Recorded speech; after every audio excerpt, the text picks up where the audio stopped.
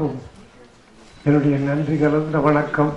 அவுட்செட் நான் நினைச்சு வந்ததுக்கும் இங்க பார்க்கறதுக்கும் ஒரு 100% டிஃபரன்ஸ்.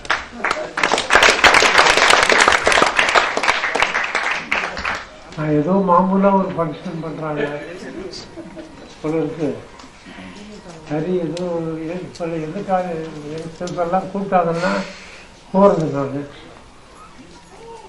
எத்தனையோ யங்ஸ்டர்ஸ் பார்க்குறேன், இப்போ விதவிதமான யங்ஸ்டர்ஸ். ஆனால் இங்கே வந்திருக்கிற யங்ஸ்டர்ஸை டோட்டலி டிஃப்ரெண்ட் யங்ஸ்டர்ஸ் தான் எனக்கு தெரியறது. பார்க்கும்போதே என்ட்ரிலேருந்தே என்னால் கண்டுபிடிக்க முடிஞ்சது how they are devoted a cos அப்படின்னு, டிவோட்டட் டு எ காஸ் அப்படிங்கிற அளவுக்கு ரொம்ப தெரியும். ரொம்ப முதல்ல இங்கே உட்காந்தோடனே இங்கே பார்த்தோம்னா ரெயின் டிராப்ஸ், அந்த இன்விடேஷன்லேயும் பார்த்தேன். ரெயின் டிராப்ஸ்னு என் மனசு நல்ல டைட்டிலா இருக்கேன்னு தான் தோணுச்சு.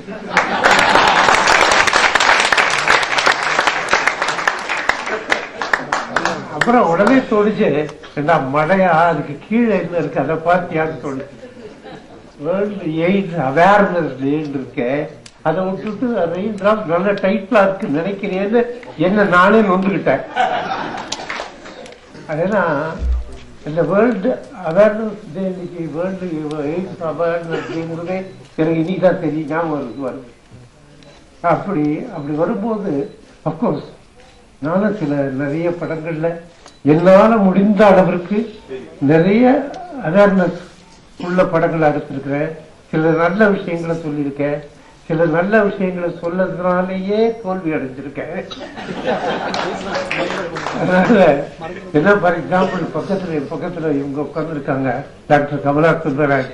அவருடைய தந்தையை நானும் பண்ண படங்கள்லாம் அத்தனை அற்புதமான படங்கள். அந்த படங்கள்லயே ஒரு படம் புன்னகைன்னு ஒரு படம், ரொம்ப நல்ல மிகச்சிறந்த படம். இதுவரைக்கும் நான் எடுத்த 100க்கும் மேற்பட்ட படங்களிலே நான் என்ன கேட்டா அது முதல் எதுன்னு கேட்டா நான் புன்னகைன்னு தான் சொல்றேன். அப்படிப்பட்ட ஒரு நல்ல படம். அதுல ரொம்ப அற்புதமான ஒரு கருத்து சொல்லப்பட்டிருந்தது. அதுல அந்த அற்புதமான கருத்துக்காகவே நான் அந்த படத்தை எடுத்தேன். சாதாரண படங்கள்ல இருந்து டிஃபரெண்டா இருக்கிற மாதிரி. அதுல என்ன கருத்து சொல்லப்பட்டிருந்ததுன்னா, ஒரு உண்மை, காந்திய பத்தினோட ஒரு சிந்தனை. உண்மையா இருக்கணும், எல்லாரும் உண்மையை கடைசி வரைக்கும் கடைபிடிக்கணும் அப்படிங்கிறது தான். அதே மாதிரி அதனுடைய படத்தினுடைய ஆரம்பமே கொஞ்சம் டிஃபரெண்டா இருக்கும். படத்தினுடைய ஆரம்பமே யங்ஸ்டர்ஸ் எல்லாரும் உட்காந்துருக்காங்க, பெரிய ஹால், கான்வெகேஷன் ஹால், அத்தனை பேர் டிகிரி வாங்கிக்கிறாங்க. அதுலதான் நம்ம கதாநாயகர்கள் 4 பேர் 5 பேர் வெளியில வாங்கிட்டு வர்றாங்க. ஒருத்தர் கை கொடுத்துக்கிறாங்க. நேரம் கட் பண்ணா நேரம் மகாத்மா காந்தி சிலைக்கு அடியில கீழே நின்றுட்டாங்க. கீழே நின்றுகிட்டு ஒருத்தர் கை மேல ஒருத்தர் கை வச்சு, அதாவது நாம் இன்றிலிருந்து ஒரு இது ப்ராமிஸ் எடுத்துக்கிறோம்.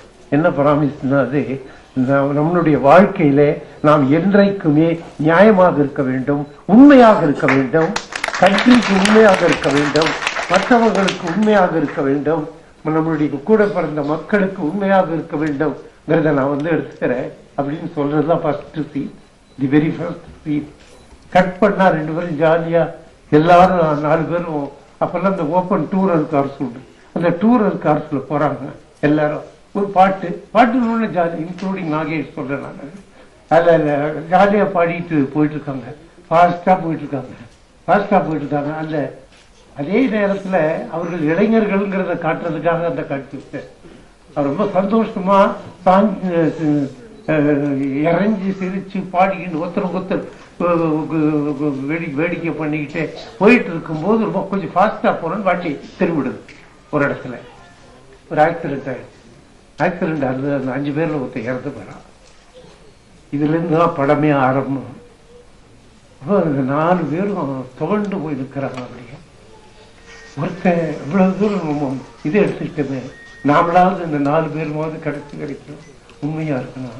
செத்து போயிட்டானே, அது நான் உண்மையா இருக்க போறதை நிரூபிக்கணும்னு நினைச்சவன், பிராமிஸ் பண்ணவன் போயிட்டானேன்னு நினைச்சிட்டு இருக்கும் போது அவங்க அதுல இருந்து அவங்களுடைய கதை ஆரம்பம் வந்தாங்க. அதுக்கப்புறம் வாழ்க்கையில வெவ்வேறு திசைக்கு அவங்க போறாங்க. வெவ்வேறு திசைக்கு போகும்போது என்னங்கிறது தான் பின்னாடி உள்ள கதை. அதுல எப்படின்னா, ஜனங்கள்ல வந்து சில பேர் சுத்தமா உண்மையா இருக்கணும்னு நினைச்சுக்கிறது, சுத்தமா 1% கூட அண்ணண்ட போறதில்ல, உண்மையாவே இருக்கிறது, எதுக்கு எடுத்தாலும் உண்மையா இருக்கிறது. லஞ்சம் வாங்கினா உதைப்பேன், நல்ல லஞ்சம் வாங்கினா உன்னை பிடிச்சி கொடுப்பேன், உனக்கு நான் கொடுக்க மாட்டேன், வேற கொடுப்பேன், அப்படி 100% சுத்தவர். அதுதான் ஜெமினி கணேசனுடைய கேரக்டர். இன்னொரு கேரக்டர் பாதி இப்படி இருந்தாலும் பரவாயில்ல, பாதி அப்படி இருந்தாலும் பரவாயில்லன்னு சொல்ல ஒரு காம்ப்ரமைஸ் பண்ணிக்கிற ஒரு கேரக்டர். அதுதான் முத்துராமனுடைய கேரக்டர். காம்ப்ரமைஸ் பண்ணிக்கலாம், பாதி எல்லாத்துக்கும் பாதி வேணாம். அவங்க 2 பேரும் வேலைக்கு எல்லாரும் வேலைக்கு செய்யும் போது மீட் பண்ற போது பின்னாடி கதை வரும். அதுல அவர் வந்து நீங்க வந்து ஒரு பில்லுல ஒண்ணு கையெழுத்து போடணும், இவர் மாட்டேங்கிறாரு, அது சரியா வேலை செய்யல, பிடபிள்யூடியில அவர் சரியா வேலை செய்யல, அதனால அந்த பில்லு கொடுக்க மாட்டேங்கிறாரு. பட் இந்த முத்துராமன் சொல்றாரு, அவர் இன்ஜினியரா இருக்கா, சொல்றாரு ஒரு கையெழுத்து போட்டு விட்டுறேன்டா, அவன் வந்து பொழைச்சு போறான்டா, அவன் இது பண்ணுவான், நான் போட மாட்டேன் அப்படின்னு உண்மையாவே இருக்கிறார். அதுக்கப்புறம் இன்னொரு கேரக்டர், அதுதான் நாகேஷ் கேரக்டர். அது வந்து ஒரு காட்டிலே பறக்கிற ஒரு பேப்பர் மாதிரி. அவனுக்கு இன்ட்ரோடக்ஷனே ஒரு கசங்கின பேப்பர் ஒண்ணு சுத்திக்கிட்டே இருக்கும் கீழே, அதுதான் அவனுடைய இன்ட்ரோடக்ஷன். அவன் ஏன்னா இன்னைக்கு நாளைக்கு இங்க இருப்பான், மத்தியானம் வேற இடத்துல இருப்பான், நாளைக்கு இன்னொரு இடத்துல இருப்பான். சோ இந்த குப்பை, காகித குப்பை வந்து எங்கெல்லாம் இவன் இன்ட்ரோடக்ஷன் வருதோ அங்க போய் டக்குன்னு ஒட்டிக்கும், அந்த இடத்துல சோத்துல ஒட்டிக்கும். அப்படிப்பட்ட இன்ட்ரோடக்ஷன் அவருக்கு கொடுத்துருங்க. ஆனால் இந்த தகராறு மற்ற 3 பேர் தானே, இந்த மற்ற 3 பேரும் அந்த கடைசி வரைக்கும் பிடிவாதமா அந்த பில்லுல கைது போட முடியாது அப்படின்னு சொன்ன போது அவருக்கு ஒரு உடல்நிலை சரியில்லாம போய் இன்னைக்கு 1000 இதெல்லாம் கிட்னி ஃபெயிலியர் ஆயிடுது. அந்த காலத்துல கிட்னி ஃபெயிலியர்னு வரும்போது ரொம்ப கஷ்டமான ஒரு விஷயம். இப்போ எல்லாத்துக்கும் உடனே டயாலிசிஸ் வந்துடுறாங்க. எல்லாரும் பாதி பேர் டயாலிசிஸ், என்ன நீ டயாலிசிஸா அப்படின்னு வாக்கிங் போகும்போதே ஒருத்தருக்கு தனக்கு டயாலிசிஸ் ஆனது போதும். டயாலிசிஸ் நடக்கும்போது நான் என்ன புஸ்தகம் படிச்சேன்னு அவருக்கு சொல்லிட்டு, அவர் என்ன புஸ்தகம் படிச்சாருன்னு இவருக்கு சொல்லிட்டு, அப்படி வாக்கிங் போற காலம் ஆகி போச்சு. ஸோ அந்த மாதிரி ஈஸி பீரியடா இருந்தது. அப்போ வந்து யாராவது அவருக்கு இது கொடுக்கணுமே அப்படிங்கும் போது அவர் அப்படிப்பட்ட சூழ்நிலையில் இருக்கிறாரு. இந்த நண்பர்கள் எல்லாம் மெதுவாக 3 பேரும் விலகிடுறாங்க அப்படின்னு வருதுன்னு வச்சுங்க அந்த கதை. கடைசியில இந்த பில்லுல கையெழுத்து போட்டு அந்த 2 லட்சம் ரூபாய் கொடுக்குறேன்னு அந்த ஒரு 3வது கேரக்டர் இருக்கேன், அவர் சொல்றான் 2 லட்சம் ரூபாய் கொடுக்குறேன், நீ அந்த பில்லுல கையெழுத்து போட்டு கொடு, நான் வந்து என்னுடைய பில்லை வந்து நான் பிரசன்ட் பண்ணி வாங்கிக்கிறேன். அதுதான் நம்ம எம்ஆர் ராதாவோட புள்ள வாசு பண்ண கேரக்டர். கைது போட மாட்டேன், கைதுக்கு இவர் படுத்த படுக்கையா இருக்கார். இன்னைக்கு ஒரு நாளைக்கு ஒன்று இருக்கிற பேஜ். அப்புறம் எல்லாரும் சொல்றாங்க கையெழுத்து போட்டு கொடுத்துருங்களா, ரொம்ப நிறைய உபயோகமாகும், போடவே மாட்டேன். அப்புறம் இதை பார்த்துட்டு இதை கேட்டுன்றது அந்த ஒய்ஃப் வந்து, அவருடைய ஒய்ஃப் வந்து அவர்கிட்ட சொல்றா, இவ்வளவு நாள் எல்லாம் கஷ்டப்பட்டீங்க, எல்லாம் பட்டீங்க, ஆனா உங்களுக்கு மட்டும் ஏன் இந்த வியாதி வருது? உண்மைன்னு சொல்றீங்களே, உண்மைக்காகவே வாழ்ந்துகிட்டு இருந்தீங்களே, என்ன பிரயோஜனம்? கடைசியில உங்களுக்கு தான் கிட்னி ஃபெயிலியர் ஆயிடுச்சு. மற்றவங்களை பாத்தீங்களா, மற்றவங்கள அவங்கள நிம்மதியா இருக்காங்க, அதெல்லாம் அப்படின்னு சொல்றாங்க. அப்படின்னு சொல்லும் போது இந்த பில்லுல ஒரு கையெழுத்து போட்டா என்ன, இது நம்மளுடைய பையனுடைய வாழ்க்கைக்கு ஒரு பெரிய இதுதான் அட்வான்ஸா இருக்கும், இது போட்டா என்ன அப்படின்னு அவரை வந்து டெத் பெட்ல அவர் கேட்கிறார். இவர் வந்து இது பண்ண மாட்டேன்றார். இவர் தனியா இருந்து யோஜனை பண்ணி பார்க்கிறார். அவர் சொன்னது ரொம்ப நல்ல காயின்னு சொன்னா, நானும் செத்து போகிறேன், என்ன பண்ணிட்டா என்னப்பா அப்படின்னு சொல்லிட்டு பையனுக்காக அது ஆட்டுவே அப்படின்னு அவர் வந்து கையெழுத்து போடணும்னு கையெழுத்து போட்டுட்டு அதை மறைச்சிட்டு நான் போட மாட்டேன்னு சொல்லியிருக்காரு. ஒய்ஃப் போயிட்டா, மறுபடியும் சாயந்தரம் வருவா. சாயந்தரம் வரும்போது கையில இருந்த டிஃபன் பாக்ஸ் அதுக்கு இதெல்லாம் எடுத்துட்டு வருவா. வந்த உடனே கூப்பிடுவாரு, கிட்ட கூப்பிடுவாரு. கிட்ட கூப்பிட்டு 2 பேரும் ஒருத்தர் பார்ப்பாங்க. அப்படின்னு கையில போட்டுட்டேன், கையெழுத்து போட்டேன், இது பாரு அல்ல பில்லு அப்படின்னு எடுத்து அவர்கிட்ட கொடுக்குறா. அவளுக்கு ஒரே அழிவு வந்துடுற. அவளுக்கு இவ்வளவு நாள் 100 இத்தனை வயசுலயும் அவன் உண்மையே சொல்லிட்டு இருந்தான், உண்மையோடய வாழ்ந்துட்டு இருந்தான். இன்னைக்கு இந்த ஒரு நாள் மட்டும் ஏன் உண்மையில் இருந்தவர்கள் நிலைக்கு வரணும் அப்படின்னு சொல்றான் அப்படின்னு அப்படி தோணுச்சு. நேரம் அவனுக்கு எதிராகவே இந்த பில்லை தீச்செறிகிறா. அப்புறம் ரெண்டு கூப்பிடுவாப்புல அப்படின்ட்டு வருவாங்க, படிப்பாங்க ரெண்டு பேரும். அப்படி முடியும் அந்த படம். எதுக்கு சொல்ல வந்தப்போ